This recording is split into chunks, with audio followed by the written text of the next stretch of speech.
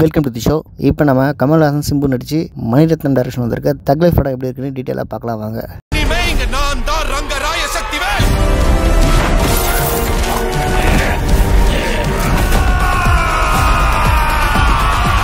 இந்த படத்துக்கு தக் லைஃப்னு எதுக்கு டைட்டில் வச்சாங்க? தக்குக்கும் இந்த படத்துக்கு என்ன சம்மந்தம்? மூஞ்சியில் கோணியை சுற்றின மாதிரி 2 வருஷத்துக்கு முன்னாடி ஒரு போஸ்டரையும் ட்ரெய்லரும் விட்டாங்க பார்த்தீங்களா, அது எதுக்கு? அந்த கெட்டப்புக்கும் அந்த ஃபைட்டுக்கும் அந்த காலகட்டத்துக்கும் அந்த டைட்டிலுக்கும் ஏதாச்சும் சம்மந்தம் இருக்கா? அதுவும் அந்த விண்வெளி நாயகான்னு பாட்டு போடும்போது ஊரே சீ என்ன கொடுமுடான்னு தேட்டரை விட்டு தெரிச்சு ஓடிடுச்சு கூட்டம். அந்த பாட்டு எங்கே வரும், எப்படி எடுத்திருப்பாங்கன்னு 1000 தாட்டில் பப்ளிக் படம் பார்க்க வந்திருக்கான். அதில் ஒரு சின்ன கொசுறு அறிவு கூட மணிக்கும் கமலுக்கும் இல்லைன்னு தெரியும் போது தான், டேய் நீங்களாம் ஒரு உண்மையான அறிவால் நீ இவ்வளோ நாள் நினச்சிட்டு இருந்தடா, நீங்கள் இப்பேற்பட்ட தற்கூரியா, இப்படி ஒரு டம்மி பீஸி எத்தனை வருஷம் அட்மையர் பண்ணிட்டு இருந்தேன்னு பல பேர் தலை குனிஞ்சு போயிட்டாங்க. இந்த படத்தை கழுவி ஊற்றாத ஆட்களே இல்லை. குட்டி குட்டி சேனல் வச்சிருக்கோம் கூட இந்த படத்தை பற்றின மீம்ஸை போட்டு கிழிக்கிறாங்க. உதாரணத்துக்கு சொல்வதெல்லாம் உண்மை நடுவில் த்ரிஷா வச்சுக்கிட்டு இந்த பக்கம் கமல் அந்த பக்கம் சிம்பு, இங்கே பாருமா சொல்லுமா இப்போ நீ யார்கிட்டமா போகிறேன்னு அப்படின்ற மாதிரி ஒரே ஒரு பிக்சரில் இந்த ஒட்டுமொத்த படத்தையுமே கிழிச்சு நாரடிச்சு தொங்க விடுறாங்க. இது மாதிரி பல மீம்ஸ்கள் வந்துருக்குது. உதாரணத்துக்கு இதை பாருங்க. டேய் கூட்டமா இருக்கா? ஃபர்ஸ்ட் அட்டெம்ப்ட் அப்படிதான் இருக்கும். போ ஜாலியா இருக்கும். இந்த லோகத்துல நம்ம யாரையும் நம்ப கூடாது மாப்பிள. டேய் யாரா மாப்பிளன்ற? பிச்சைக்கார பேல. ஆமா நான் பிச்சைக்காரன். இவர் வாங்கி விட்ட ட்ரெயினை பார்க்க வந்துக்கிறாரு. டேய் ஒரே ரோல தான்டா பிச்சை எடுத்துக்கிறான். வேணா அந்த 10 சொக்காரங்கிட்ட கேட்டு போய் வெளிநாயகா எப்படிப்பா இதெல்லாம் கேட்க முடியும்? இன்னும் ஆன்லைனில் 1 2 100 கணக்கில் கொட்டி கிடக்கு. இதெல்லாம் கமல் மணிரத்னம் சிம்புலாம் பார்த்து திருந்தவா போகிறானுங்க. கேட்டால் இவனுக்கு விமர்சனம் பார்க்க மாட்டானுங்களாம், யார் பேச்சையும் கேட்க மாட்டானுங்களாம். ஏன்னா இவனுங்க ஆண்டவன் மூளைக்கு மேலே இன்னொரு மூளை கொடுத்துட்டாங்க பொழுது. அப்பேற்பட்ட அதிமேதாவிகளாம் இருடியே. இதுக்கப்புறம் ஊரில் உங்கள் தலை எங்கன்னா பார்த்தோம் எப்படி தெறிக்க விடுறோம் பாருன்னு காத்துக்கிட்டு தான் இருக்கானுங்க. ஆனால் இவனுங்கெல்லாம் வெக்கமான சுடு சொன்னலாம் கொஞ்சம் கூட இருக்காது. வருவானுங்க, ஒரு 6 மாதம் கழிச்சு வருவானுங்க லைனா, வேறு கெட்டப்பில் வேறு வேஷத்தில். இப்படி ஒரு சம்பவமே நடக்காத மாதிரியும் என்னடா இந்த மக்களுக்கு இதையும் காமிச்சு கண்டதெல்லாம் பேசி அவங்களுக்கு டிக்கெட் வாங்க வச்சு படம் பார்க்க வச்சு அவங்கள ஒட்டுமொத்தமாக ஏமாற்றி அமிச்சமே, திரும்ப அவங்க மூஞ்சிலே வந்து முடிக்கிறோமே அப்படின்னு கவலைப்படுவோன்னு நினைக்கிறீங்க? இந்த பக்கம் தூப்பினா அந்த கையில் இப்படி தொடச்சிட்டு இந்த பக்கம் திரும்பி போயிட்டே இருப்பானுங்க. இந்த படம் ஒரு ஸ்கேம் தான். ஏன்னா படம் ரிலீஸ் ஆகிறதுக்கு முன்னாடியே இந்த படம் டேபிள் ப்ராஃபிட் வந்துடுச்சு. ஓடிடிக்கும் இந்த ரைட்ஸ் அந்த ரைட்ஸ்னு இந்த படத்துடைய பட்ஜெட்டை அப்போயே ரெக்கவர் பண்ணிட்டாங்க. தியேட்டரில் ஓடுறதெல்லாம் எக்ஸ்ட்ரா காசு தான். ஏன்னா தியேட்டருக்கு ரிலீஸ் தான் செம்ம அடி வாங்கியிருக்கு. நிறைய பேர் நினச்சிட்டு இருப்பாங்க இது மிகப்பெரிய ஃப்ளாப்பு, கமலுக்கு இது லாஸ்ன்னு நினச்சிருப்பாங்க. அப்போல்லாம் ஒன்றும் இல்லை, அந்த மனுஷன் உஷார் தான், போட்ட காசை எப்பயே எடுத்துட்டாரு. ஒரு தேவையில்லாத சிம்பத்தியில் நீங்கள் ஃபீல் பண்ணிக்கிட்டு இருக்காதீங்க. ஃபீல் பண்ண வேண்டியது இந்த படத்தை பார்த்த மக்களை நினச்சி தான். நீங்கள் இது வரைக்கும் நடித்து கிழிச்சதே போதும். எவ்வளோ அற்புதமான படங்கள் உங்கள் வாழ்க்கையில் இருக்குது. அதையே 1க்கு 100 தடவை நாங்கள் திரும்பி பார்த்துக்குறோம். மிச்சம் இருக்க காலத்தில் இருக்கிற மரியாதை கெடுத்துக்கிட்டு சீரழியாதீங்க, உங்களை கெஞ்சி கேட்டுக்கிறோன்னு தமிழ்நாடே இப்போ கை கூப்பி கேட்குது கமல்கிட்ட. எப்படியோ பார்லிமெண்ட்டில் இடம் கிடச்சிருச்சு. அங்கே உட்காந்துக்கிட்டு உங்களுக்கு தோன்ற அதிசய தத்துவங்களை பேசுனீங்க வச்சிங்களேன், மற்ற எம்பிக்கும் புரியாது, நடுவருக்கும் புரியாது, மற்ற எந்த ஸ்டேட்டில் இருக்கவங்களுக்கும் என்ன இந்த மனுஷன் சொல்கிறான்னு விளங்காது. ஆனால் தமிழ்நாட்டு மக்களுக்கு நல்லா தெரியும் நீ யார், எப்படிப்பட்டவன், நீ என்னென்ன பேசுவ, எப்படி நேரத்துக்கு ஏற்ற மாதிரி காலத்துக்கு ஏற்ற மாதிரி தினுசாக மாறுவேன்னு நம்ம ஆளுங்களுக்கு அப்பட்டமாக தெரியும். ஸோ கமல் எம்பி ஆனால் மற்ற ஸ்டேட் ஆளுங்களுக்கு தான் திண்டாட்டம், நம்ம ஆளுங்களுக்கு அது ஒரு மீம்ஸ் மெட்டீரியலாக ஒரு கொண்டாட்டமாக தான் இருக்கும். மணிசார் மாதிரி வருமான்னு நாங்கள் படிக்கிற காலத்திலலாம் இவர் தான் number 1 Guruji, master of directors in India அப்படின்னு சொல்லுவாங்க. ஆனால் அப்போவே எனக்கு இந்த ஆள் மேலே டவுட் இருந்தது. ஆனால் கடைசி ஒரு 15 வருஷத்தில் அதை நான் கண்டுபிடிச்சிட்டேன், இந்த ஆள் நிஜமாக டம்மி பீஸ் தானே. இல்லைனா இப்படி கமல் எழுதின ஒரு குப்பை கதையை கொஞ்சம் கூட வெக்கமே இல்லாமல் எடுத்து வைப்பாரா இந்த மணி? என்னடா ஊர் நம்மளை காரி துப்புமே, அட்லீஸ்ட் அந்த தக் லைஃப்ன்ற பேருக்கு ஜஸ்டிஃபிகேஷன் பண்ணுற மாதிரி ஒரு ஃப்ளாஷ்பேக்லையாச்சும் ஒரு வரலாற்று சிறப்பு மிக்க ஒரு சீனை வைப்போன்னு எதையாச்சும் வச்சு தொலைஞ்சானா பாருங்கள். 2 பொண்டாட்டிக்காரன் கதைக்கும் தக் லைஃபுக்கு என்னடா இருக்குது? இதில் எங்கேருந்து வந்துச்சு மாஃபியா டானு? கமலை எதுக்கு சிம்பு கொள்கிறான்? ஏற்கனவே கமலுக்கு ஒரு வேலையும் இல்லை, அந்த ஆள் இருந்தாலும் இல்லைனாலும் ஒரே மாதிரி தான் இருக்குது படம். இப்போ என்ன வேலைக்கும் கமல் தடை பண்ணிட்டாருன்ட்டு கமலை கும்பலாக சேர்ந்து இன்டர்வலில் கொலை பண்ணுறாங்கன்னு தெரியல.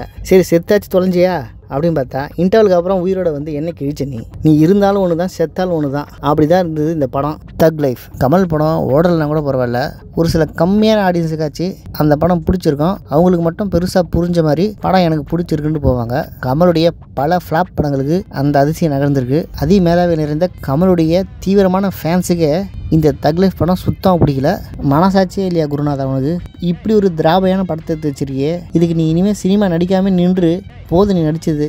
இந்த மாதிரியான கன்றாவி கதையெல்லாம் படமாக எடுத்து ஏன் எங்கள் உசுரை வாங்குறீங்கன்னு கையெடுத்தும் கும்பிட்றாங்க, காரியம் தூப்புறாங்க. அப்படி ஒரு அதிசய பேர் எடுத்து வச்சிருக்கு இந்த தக் லைஃப் படம். ஏன்டா இந்த குப்பை கதையை விட 38 வருஷமாக உட்காந்து யோசிச்சுட்டு இருந்தீங்க, நாயகனுக்கு அப்புறம் நம்ம ஒரு படம் பண்ணால் இந்த உலகமே நம்மளை திரும்பி பார்க்கணும், இந்தியாவே நம்மளை திரும்பி பார்த்து பேசணும்னு நினச்சிங்களே, அப்படி சிந்திச்சு எழுதப்பட்ட ஸ்கிரிப்ட் இதானா? இப்படி ஒரு குப்பை படத்தை எடுத்துகிட்டு ஒரு ஊரை உள்ள இந்த படத்தை எடுத்த டீம் போகிற இடத்துல படத்தை இப்படி எடுத்திருக்கேன் அப்படி எடுத்திருக்கேன், இந்த படம் நாயகனையே பீட் பண்ணுன்ட்டு கொஞ்சம் நஞ்சா வாயா விட்டானுங்க.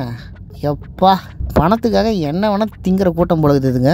எப்படியே இந்த மாதிரி பேசி பேசி ஏமாற்றி 3 நாள் பல தேட்டரில் இந்த படம் டிக்கெட் ஃபுல்லாகிடுச்சு. ஆனால் படத்தோட ரிசல்ட் ஒரே ஒரு ஷோலே கிழிஞ்சிடுச்சு. தலையெழுத்தே டிக்கெட் எடுத்துட்டோமேன்ட்டு தான் அடுத்த 3 நாளும் இந்த திராப படத்தை பல பேர் போய் பார்த்தாங்க. ஊராக போய் இந்த படத்தை பேசி பேசி கூவி வித்தானுங்க. படம் ரிலீஸ் ஆனதுக்கப்புறம் மணியும் காணும், கமலையும் காணும், செம்பியும் காணும். ஆள் எங்கேயோ அப்ஸ்காண்டு. என்னடா ஒட்டுமொத்த ஊரே நம்மளை சுத்து போட்டு தேடிக்கிட்டு இருக்கு அப்படின்னு கொஞ்சமாச்சும் அவனுக்குள்ளே பயம் இருக்கான்னு பாருங்க. ஆனால் அவனுக்குள்ளே ஒரு குருட்டு மனப்பான்மை இருக்குது. இப்படி பார்த்தாலும் நம்ம ஜனங்க இதை மறந்துடும். ஒரு 4-5 மாதம் கழிச்சு அடுத்த படத்துக்கான அறிவிப்பு கொடுத்தா இந்த படத்தில் வாங்கின அடியை மறந்துடுவாங்கன்ட்டு ஒரு பெரும் தன்னம்பிக்கையில் ஓடி ஒளிஞ்சிருக்காங்க இந்த படத்துடைய குழுவினர். சூர்யா ஒரே ஒரு படத்தில் செஞ்ச தப்புக்கு இப்போ வரையும் ஊமுகத்தாக குத்திக்கிட்டு இருக்காங்க. கிட்டத்தட்ட கமல் அதே மாதிரியான ஒரு வேலையை தான் இந்த படத்தில் செஞ்சுருக்காரு. அப்பாவோடைய ஆளையே புள்ள வந்து அடையணும்னு நினைக்கிறதெல்லாம் ஒரு கன்றாவான கான்செப்ட். இந்த வயசில் உங்களுக்கு இதெல்லாம் தேவையா தாத்தான்ட்டு காரி துப்பாத ஆட்களே இல்லை. இதில் இந்த படம் எப்படி எடுக்கிறாங்க, இந்த படத்தோட கதை என்னன்னு எதுவுமே தெரியாமல் மணிரத்னம் மேலேயும் கமல் மேலே இருக்கிற ஒரு நல்ல மதிப்புக்காக சிம்பு இந்த படத்தில் வந்து நடித்தார். அந்த மனுஷன் இத்தனை வருஷமாக எத்தனை ப்ரொடியூசருக்கு எத்தனை டேரக்டர் டிமி கொடுத்துருப்பாரு. அந்த மொத்த பாவத்துக்கும் சேர்த்து வச்ச மாதிரி இந்த படம் வந்திருக்கு. இந்த படத்தில் அந்த ஆள் நடிச்சதால் தம்புடிக்கு பிரயோஜனம் இல்லை. இருந்த கொஞ்ச நஞ்ச பேரும் சுத்தமாக டேமேஜ் ஆகி பைத்தியமான காதல் பரத் மாதிரி சுற்றிக்கிட்டு இருக்காரு. நான் யார்கிட்ட போய் இந்த கஷ்டத்தை சொல்லுவேன், எவங்கிட்ட போய் புலம்புவேன்ட்டு மெல்லவும் முடியாமல் முழுங்கவும் முடியாமல் அவர் தவிக்கிற தவிப்பு உங்களுக்கு தெரியாது. இதில் வேறு மணிரத்னம் அடுத்த படத்துக்கு சிம்பு தான் ஹீரோவை போட போகிறாராம். மணிரத்னம் டைரக்ஷன் மறந்து பல வருஷம் ஆன மாதிரி இருக்குது இந்த படத்தை பார்த்தா. அந்த மனுஷனுக்கு ஸ்க்ரீன் பிளேவும் தெரியல, நல்ல டைலாக்ஸ் எழுத தெரியல. ஈவன் ஒரு ஷார்ட் கம்போசிங் கூட நல்லா இல்லை. ஒரு இன்ட்ரோடக்ஷன் சீனுக்கும் ஒரு சாங்குக்கும், இன்ட்ரோடக்ஷன் சீன், இன்டர்வல், கிளைமேக்ஸு, சாங்குன்னு எதுவுமே ப்ராப்பராக திங்க் பண்ணி எடுக்காமல் ஏதோ ஒரு உப்புமா படம் மாதிரி சுற்றி கொடுக்குறாரு. பொன்னியின் செல்வன் இந்த வேலையை தான் பண்ணாரு. அந்த கதை ஊரறிஞ்ச புகழ்பெற்ற கதைன்றதால அப்படி என்னதான் எடுத்து வச்சிருக்காங்கன்னு ஒரு கூட்டம் போய் பார்த்து படத்தை ஹிட் ஆகிடுச்சு. மற்றபடி அது ஒரு குப்பை தான். கமலும் சிலம்பரசனும் சேர்ந்து ஸ்க்ரீனில் என்னென்ன பண்ண போகிறாங்களோ. 2 பேரும் உண்மையிலே நல்லா நடிக்க தெரிஞ்சவங்க. இவங்க 2 பேரும் சேர்ந்து ஸ்க்ரீனில் வர மேஜிக் இருக்கே அப்பா, அது எப்படிலாம் இருக்குமோ அப்படின்னு ஏகப்பட்ட கற்பனையில் மக்கள் வந்து படத்தை பார்த்தாங்க. இன்றைக்கி இந்த படத்தை கமல் ஃபேன்ஸும் சிம்பு ஃபேன்ஸுமே திட்டிக்கிட்டு இருக்காங்களே, அவங்கக்கிட்ட போயிட்டு நீங்கள் எதை எதிர்பார்த்து இந்த படத்துக்கு வந்தீங்க, இப்போ ஏன் உங்களுக்கு இந்த படம் பிடிக்கல, எப்படி எடுத்துருந்தா உங்களுக்கு பிடிச்சிருக்கும், என்ன கதையை நீங்கள் எதிர்பார்த்து வந்தீங்கன்னு கேட்டிங்கன்னா அவங்களே இது இப்படிலாம் எடுத்திருந்தா படம் ரொம்ப அருமையாக வந்திருக்குன்னு குறைஞ்சது ஒரு சூப்பரான ஒரு 10 கதையை சொல்லியிருப்பாங்க. அதை எல்லாத்தையும் ஒன்று சேர்த்து செதுக்கி ஒரு படமாக எடுத்திருந்தாலே ஒரு அற்புத படைப்பாக அந்த தக் லைஃப் வந்திருக்கும். இன்றைக்கி இந்த படத்தை திட்டுறவங்கலாம் கமல் மேலேயும் மணி மேலேயும் சிம்பு மேலேயும் வச்சிருக்க கானில் திட்டல, போயும் உங்கள் மேலே கண்மூடித்தனமாக நம்பிக்கை வச்சுமே எங்களுடைய அறியாமையை நினைத்து வெட்கி தலையுணுங்கிறன்ற குற்ற உணர்வில் கத்திக்கிட்டு இருக்கோம். ஏன்னா உங்களுக்கு மண்டையில் மூளையே இல்லையா? 300 கோடி ரூபா செலவில் இப்படி ஒரு குப்பையை தான் எடுத்து வைப்பீங்களா? பணத்துக்காக பிச்சை எடுக்கிற பிணந்திங்கி கழுகு கூட்டமேனு காரி துப்புறாங்க. இந்த கன்றாவிக்கு எதுக்குடா 300 கோடி செலவைங்க எங்கே நீ கணக்காட்டுற? மாறி த்ரிஷா யாருக்குன்ற போட்டி தான் நடந்துகிட்டு இருக்கு. த்ரிஷாவோட சம்பளம் என்ன, அவங்களுடைய பெட்ரூம் சீன்ஸுக்கு ஆன செலவு என்ன, கணக்கு இடிக்குதே அப்படின்ற கோவத்தில் தான் மக்கள் இப்போ கொதிச்சு எழுதுறாங்க. சரி விடுப்பா, 2 பேரும் சேர்ந்து தனித்தனியாக எவ்வளோ நல்ல படைப்புகள் கொடுத்துருக்காங்க, மன்னிச்சு விட்டுலாம்ல அப்படின்னு கேட்கலாம். இன்றைக்கி ஜென்ரேஷன் அந்த மாதிரி இங்கே மன்னிப்புலாம் அவ்வளோ ஈஸியாக கொடுத்துட மாட்டாங்க. உன் பழைய கதை நீ பண்ணிக்கிட்டு தின்ன கதைலாம் எங்களுக்கு தேவையில்லை. எங்களுக்கு இந்த படம் பார்த்ததில் வெறுப்பு வந்துடுச்சு. எங்களை ஏமாத்தினீங்களா, என் காசு திருப்பி கொடு. ஏன்னா மூத்திர சந்து மாதிரி ஒரு படத்தை எடுத்து வச்சுட்டு எப்பறம் அவங்க மூஞ்சியை ஒவ்வொரு சேனல்லையும் வந்து காட்டுறீங்க? மூதேவிங்களா? நீ யாராரு, எவனாரு, எவ்வளோ பெரிய சூரனாரு? இந்த எச்ச படத்துக்கு எங்களை பலிகடை ஆகிட்டல, நான் டிக்கெட்டு கொடுத்த காசு திருப்பி கொடு, ஒன்று கொடு, இல்லைனா உன்னை இப்படி தானே கரிச்சு கொட்டுவேன். நாங்கள் எவ்வளோ திட்டினாலும் அது தகும், அந்த திட்டெல்லாம் வாங்கியே சாவுங்கடா. இதுதான் தற்போதைய மக்களின் மனநிலை. நான் இப்போ சொல்ல வந்ததெல்லாம் என்னுடைய சொந்த கருத்து இல்லை, மக்களுடைய மனநிலை தான் சொல்கிறேன். மக்களுடைய பிரதிபலிப்பும் கண்ணாடியுமாக தான் நான் இருக்கேன் என்று கூறுவதில் நான் பெருமை கொள்கிறேன் நண்பர்களே. இது என்னுடைய விமர்சனம் அல்ல, இது மக்களின் ஆவேசம். அவருடைய எண்ணத்தின் வடிவையும் மனவேதனைகளையும் குமுறல்களையும் எடுத்துரைக்கும் ஒரு சின்ன கருவிதான் நான். தக் லைஃப் இது ஒரு தரமான படம் என்பதில் எந்த ஐயமும் இல்லை.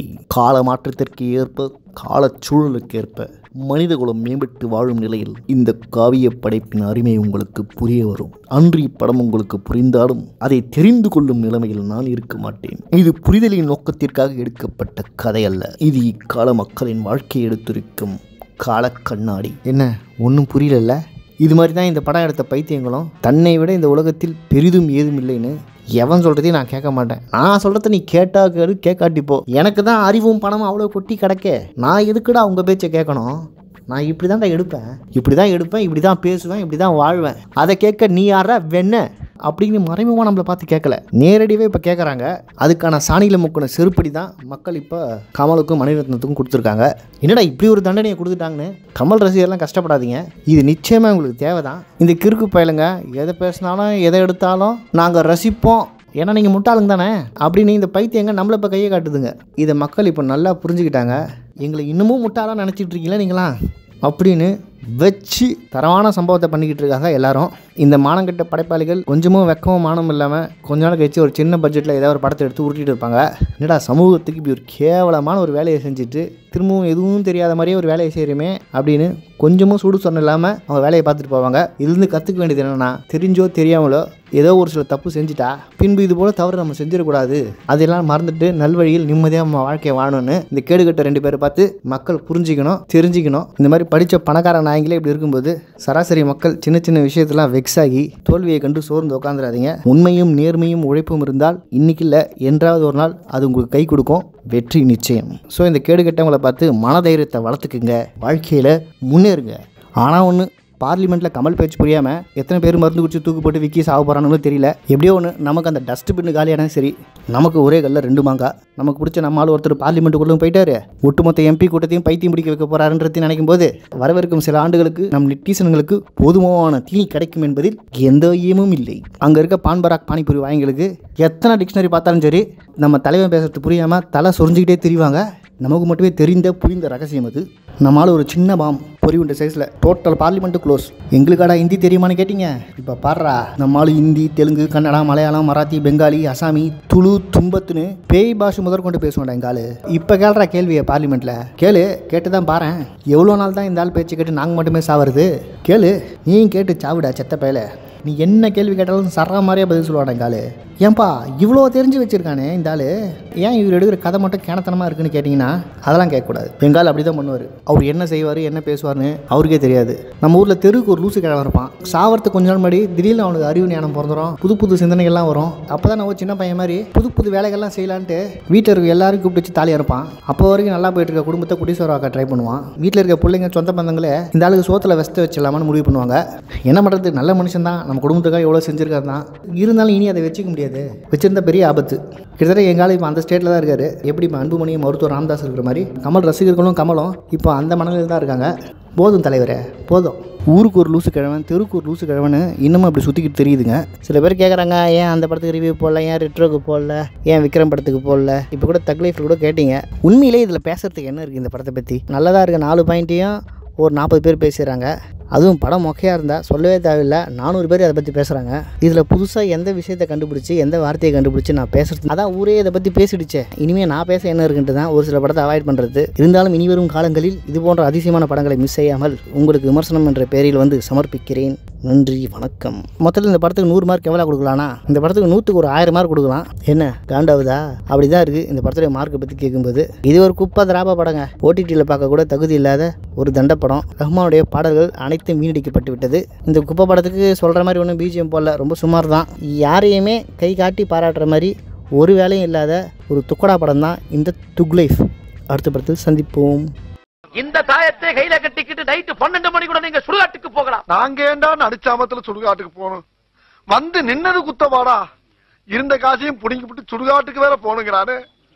எவனாச்சும் எதிர்த்து கேள்வி கேட்கறீங்களா? எவன் ரத்த கைக்கு சாகுறது? யாரா அவன்? யாரா உனக்கு என்ன மூடிக்கிட்டு வேடிக்கை பாடுறா?